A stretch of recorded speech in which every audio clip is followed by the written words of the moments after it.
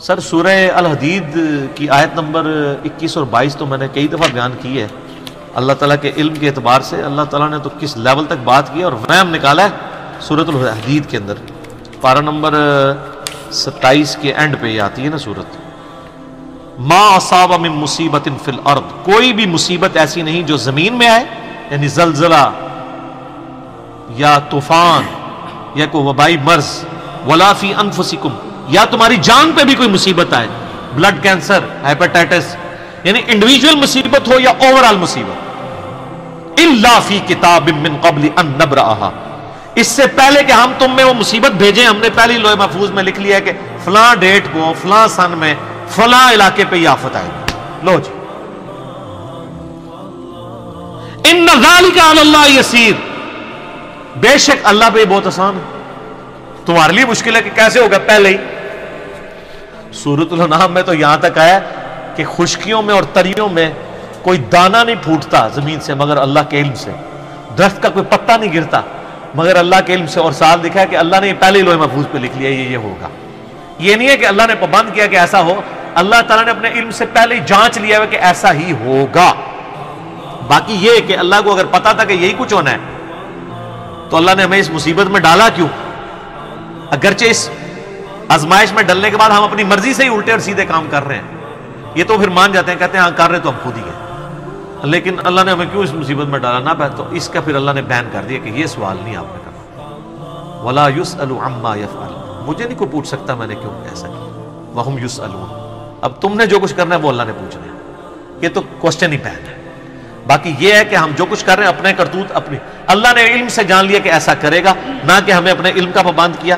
لہٰذا اچھا اللہ نے ہمارے بارے میں جو کچھ ڈیسیژن کیا کہ ہمارے علم میں ہے تو اس کا رونا کیوں بیٹھ کے روئیں؟ اور یہ اللہ نے پہلے لکھتا ہے، کیا لکھا ہے، کیا پتا ہے تم کیا لکھا ہے؟ جو چیز آپ کو پتہ ہی نہیں اس کا رونا کیوں رو رہے ہیں؟ آپ بیسٹ پرفارم کریں. آپ کو اگر سمندر میں کوئی دھکا دے تو آپ ہاتھ پاؤں ماریں گے یا آپ کہیں گے میری قسمت میں ڈوبنا لکھا ہوا ہے؟ ابھی ہاتھ پاؤں ماریں، کنارے پہ آئیں گے، پھر بعد میں پوچھیں کس نے دھکا دیا ہے. تو اللہ نے جو ہمیں زمین پہ دھکا دے کے بھیج دیا ہے وہ اللہ سے جنت میں جا کے پوچھیں گے. اچھا اعلیٰ حضرت کے جو خلیفہ ہے نا مفتی امجد علی، انہوں نے بارِ شریعت کے شروع میں لکھا ہے کہ اگر کوئی یہ سوال پوچھے کہ اللہ تعالیٰ نے ہمیں اس مسئلے میں کیوں ڈالا تو وہ کہتے ہیں انشاءاللہ جنت میں جانے دیں پھر جا کے پوچھ لیں گے، ابھی تو جو کچھ وہ کہہ رہا ہے وہ کرو.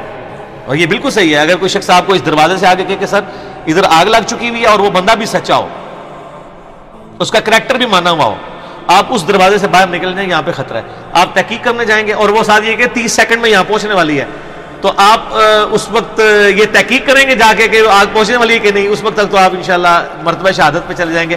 آپ کہیں گے ابھی تو میں یہاں سے نکلوں بعد میں دیکھوں گا. تو سر وقت کا پیغمبر بھی یہی کام کرتا ہے، اس کا کریکٹر منوایا جاتا ہے کہ وہ صادق اور امین ہے، اور وہ پھر آپ کو کہتا ہے کہ سر مرنے کے بعد اللہ کے حضور پیش ہونا ہے، تحقیق بعد میں وہاں جا کے دیکھنا ابھی اس بات کو. اس لیے نبی علیہ السلام فرمایا تھا نا، اگر میں بخاری میں آتا ہے نا، اگر میں تمہیں کہوں کہ اس پہاڑ کے پیچھے سے کوئی فوج تم پہ حملہ آور ہونے لگا، بالکل ان کا پھر میں ہی تمہیں بتا رہا ہوں کہ تمہیں مر کے اپنے رب کے حضور پیش ہونا ہے، تو ماننے سے انکار کر دیا. سر توحید ایسی کڑوی چیز ہے نہ ماننے والوں کے لیے، جو مان لے تو اس سے میٹھی چیز ہی کوئی نہیں. یہ اتنی میٹھی ہے کہ انسان جان دے دیتا ہے اس کے لیے، اس کی مٹھاس سے روگردانی نہیں کر سکتا.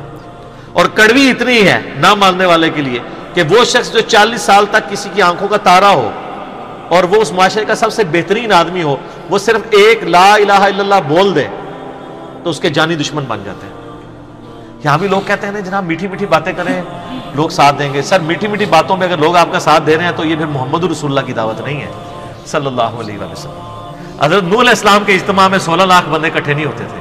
اگر آپ کے اجتماع میں اکٹھے ہو رہے ہیں تو سمجھ لیں کہ نوح علیہ السلام والی دعوت نہیں ہے یہ. نا وہ میرے بارے میں کہتے ہیں اس کو تو مسجد میں امام بھی نہ رکھے. سر بالکل نہ رکھے. سر رسول اللہ صلی اللہ علیہ وسلم بھی دنیا میں تشریف لے آئے اور جس رسول کا آپ کو تعارف کروایا گیا ہے وہ تو جو کوالٹیز آپ کو بتائی گئی وہ تو سب چیزوں سے انکار کریں گے. وہ تو پہلے آگے مزار توڑوائیں گے. تو آپ نے تو ان کو بھی نہیں، نبی صلی اللہ علیہ وسلم کو اگر اللہ کی غیبی مدد حاصل نہ ہو تو آپ نے ان کے ساتھ بھی وہی کرنا ہے جو حضرت عیسیٰ کے ساتھ کیا تھا یہودیوں نے، اور اللہ نے ان کو جان بچا کے زندہ اوپر اٹھایا. سر یہ بات ہی بہت کڑوی ہے.